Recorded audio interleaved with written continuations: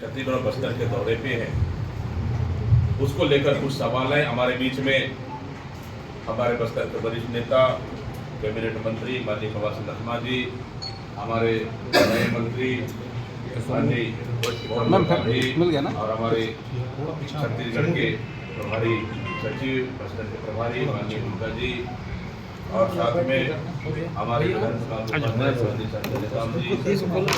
जैन जी, हमारे वरिष्ठ विधायक जी, विधायक शर्मा जी और हमारे विधायक जी और हमारे बीच में अशोकनाथ जी, चंदन प्रसाद जी विधायक, हमारे भानु प्रताप हमारे पार्टी के जनरल सेक्रेटरी संगठन प्रभारी मनोज जी और हमारे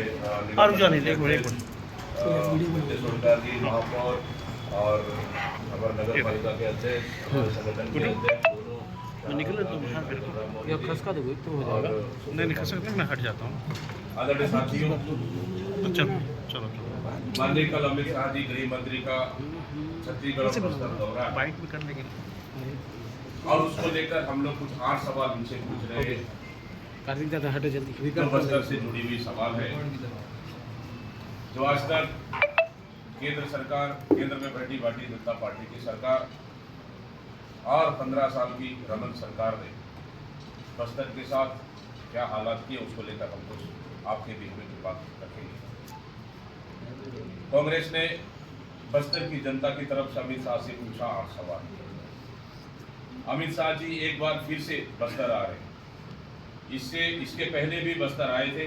बस्तर की जनता उनसे जानना चाहती है कि 15 सालों तक छत्तीसगढ़ में भाजपा की सरकार के दौरान बस्तर के आदिवासियों संवैधानिक अधिकार को बंधक बना के रखा था। 15 सालों तक बस्तर में शोषण का दौर चल रहा था। हम बस्तरवासी अपने ही जल जंगल जमीन पर अधिकार से वंचित कर दिए गए। जब बस्तर के साथ अत्याचार हो रहा था, तब भाजपा नेतृत्व क्यों मौन था? बस्तर वासियों की तरफ से हम केंद्रीय गृह मंत्री अमित शाह से कुछ सवाल कर रहे हैं। अमित शाह इन सवालों का जवाब दें। पहला, आरक्षण विधेयक कब तक लंबित रहेगा?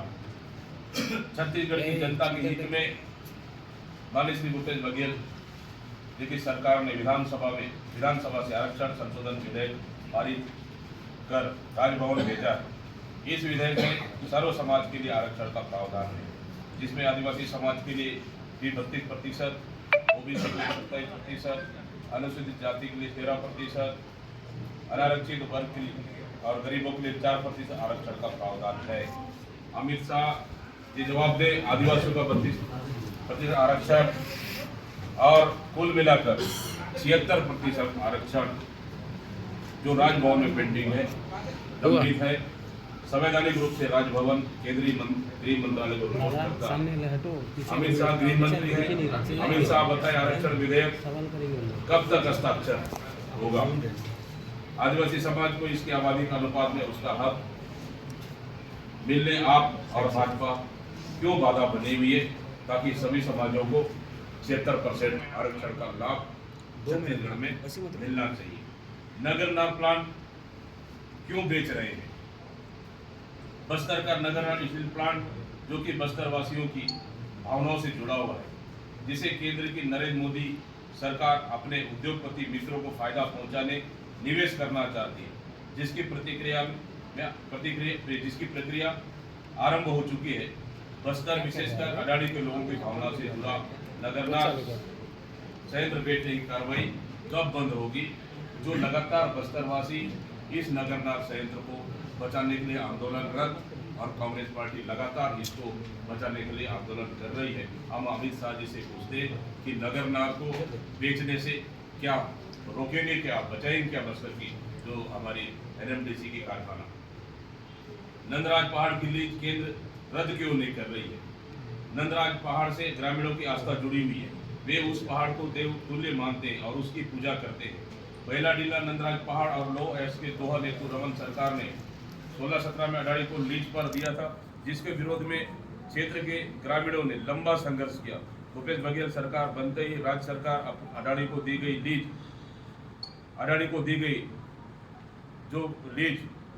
वहाँ के ग्रामीणों ने आंदोलन किया था और जांच भी हुई। ग्राम सभा को निरस्त कर दिया गया राज्य सरकार द्वारा।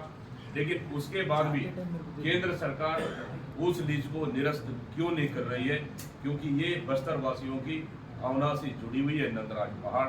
क्या हम अमित शाह जी से पूछना चाहते हैं, अगर बस्तर आ रहे हैं आप, तो क्या नंदराज पहाड़ का लीज वो आप कैंसिल करेंगे क्या? उसको निरस्त करेंगे क्या? एनएमडीसी का मुख्यालय बस्तर में क्यों नहीं आ रहा है? एनएमडीसी भारत की वह नवरत्न कंपनी है जो आयात तो बस्तर से निकालती है और उसे दुनिया भर में भेजती है, परंतु अपना मुख्य कार्यालय बस्तर की बजाय तेलंगाना की राजधानी हैदराबाद में बनाए बैठी है। पूर्व में बस्तर में यातायात के अभाव से यह निर्णय ठीक लगता था, परंतु वर्तमान में बस्तर भी अब सर्व सुविधा युक्त बन चुका है।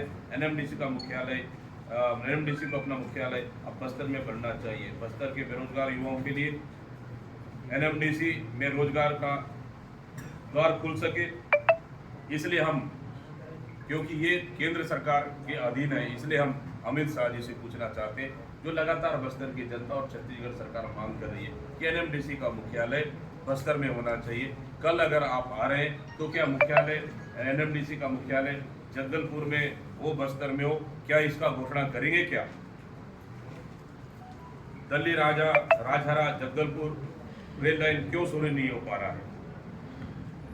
2017-18 में दिल्ली राजहरा रेल मार्ग के निर्माण का उद्घाटन स्वयं देश के प्रधानमंत्री ने भारत प्रतापपुर में किया था और मंच से आश्वस्त किया था कि 2021 में यह बनकर तैयार हो जाएगा और इस रेल मार्ग में यात्री ट्रेनें सरपट दौड़ेगी, परंतु आज दिनांक तक यह रेल